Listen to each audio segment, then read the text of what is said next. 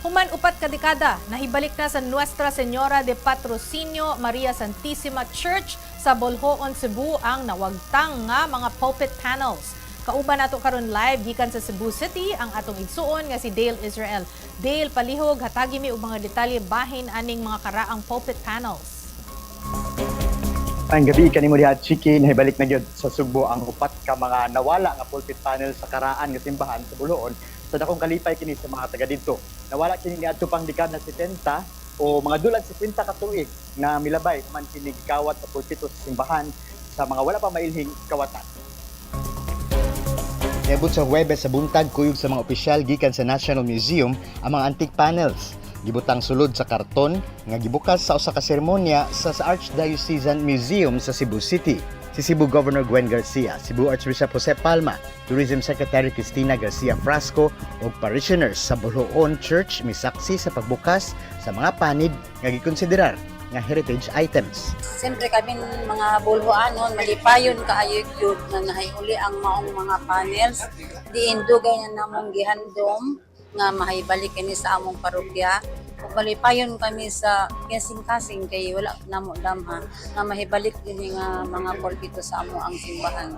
Human giablihan ang mga panels, i-display kini sulod sa Archdiocesan Museum overnight. Sa sayo sa buntag sa Biyernes, gi-motorcade mga 103 kilometers gikan sa Cebu City hangtod sa Bolhoon diin maghulat ang mga tao sa pag-abot niini sa simbahan.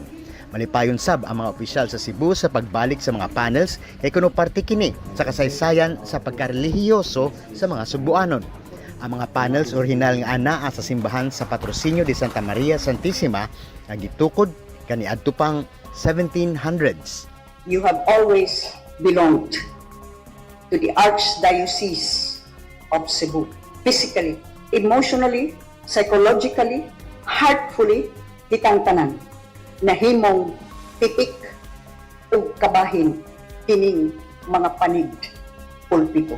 Salamat nga nahibalik ang atong upat ka panid pulpito. And I know how happy we are today because the panels have come home. This is a day to celebrate the coming home of the panels.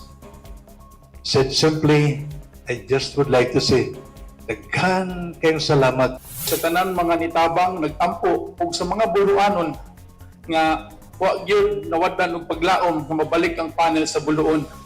Ako kayo namang pasalamat og kalipay nga mabalik gyud ni ug kami magbinantayon pa para di na ni mawala og usab. Matud ni Tourism Secretary Cristina Garcia Frasco, ang pagbalik sa mga panels ngadto sa Cebu makapadaghan sa mga turista ngadto sa Bolhoon. Labi na sa mga bisita nga gusto makita ang mga karaan nga panid sa pulpito sa simbahan. We are very grateful for the return of the panels and we are hopeful that this will further spur economic growth alang sa Bolhoon ug nga mapadayon nato ang atong pagpreserbar sa atong mga cultural heritage. Chiki, gingon pa nga wala pa nakuman ang storya sa pag-abot sa mga panels kay gikinahanglan pa kini nga ma-carbon dated aron mahibaw-an kung tinuod ba gyud kini nga mga o dili kini mga replika nga gidala diri sa Subo. Nag-restoration sa mga panels ang National Museum nga walay mga saksi gikan sa Cebu Provincial Government ug Archdiocese of Cebu. Mao nga nagduda sila o kinahanglan nila ipatuman ang carbon dating sa mga panels nga gidala dinhi. Wala na padayon ang proseso ni adtong Huwebes sa carbon dating tungod kay gibutangan kini og mga chemical sa restoration sa National Museum. Kinahanglan pang lugiton ang ilawom kiniini para makuha og usa ka sample sa kahoy sa mga panel sa sunod nga semana.